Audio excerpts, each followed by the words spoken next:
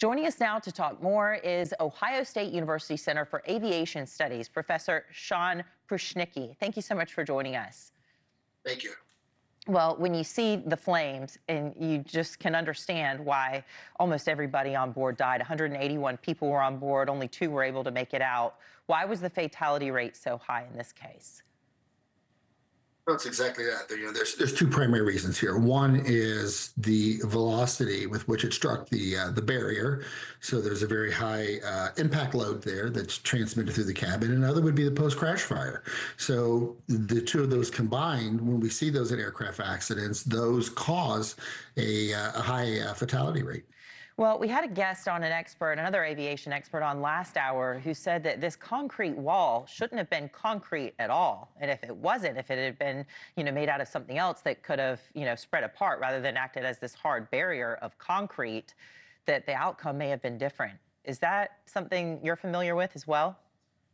That's exactly right. There are standards, certainly we have here in the U.S., and most countries around the world have standards that at the end of runways, we have clear areas, we have other protection measures in place, other frangible or breakable things in place, that if an aircraft does exit the runway, that can go through those materials and continue going, or those materials will break in such a fashion not to cause such significant catastrophic damage to the airplane, which is then transmitted that energy into the occupants. So that is very unusual that you would put something like a concrete barrier at the end of the runway because of a reason just like this, an airplane going off the end of the runway. That's not something you wanted to strike. Yeah, well, the world is watching, and hopefully they learn they ought to, keep things up to standard and up to code. Well, how about this? It appears that the landing gear may have malfunctioned. At least that's what some of the speculation has been online. What could have caused that if that's the case?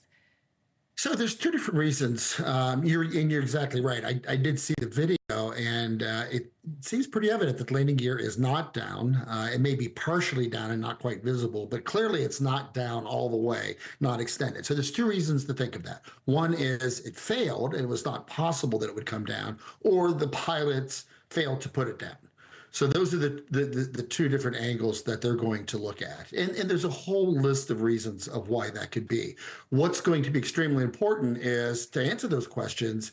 Obviously, the wreckage is going to help, but what's really going to be valuable is the black boxes, right? The cockpit voice recorder, the discussions going on between the pilots may make it quite clear what problem, if they were having problem with the landing gear, and then, of course, data off the flight data recorder showing all types of things about gear position, indications, hydraulic pressure, and the list goes on and on and on. So bringing these together with information found in the wreckage should really help the investigators understand why the gear was not down. Gosh, well, these images are just absolutely horrifying. We've all been a part of a, bumpy takeoff or landing.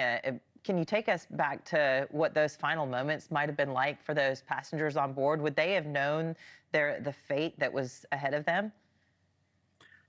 I would think not, by looking at the video. But we also have to remember, we don't know what they were told by the crew. We don't know if they were told there was emergency in progress, to brace for impact, those types of things, right? So if they were told that, obviously that's a different perspective. If they weren't told anything, then obviously they were not aware that anything was going on. Touching down without landing gear, then they would certainly be aware, because it's extremely noisy. Would feel very unusual, unlike anything they've ever experienced. So at that point, they know something is seriously wrong. And then, of course, the moment of impact, even for the folks in the back, would realize, they would, at that moment in time, they would realize something is catastrophically wrong. And we're just learning, again, that the United States, the FAA, the NTSB, they're going to be helping with this probe here. What will investigators be doing? What are they doing right now? It's a big job they've got ahead of them, too.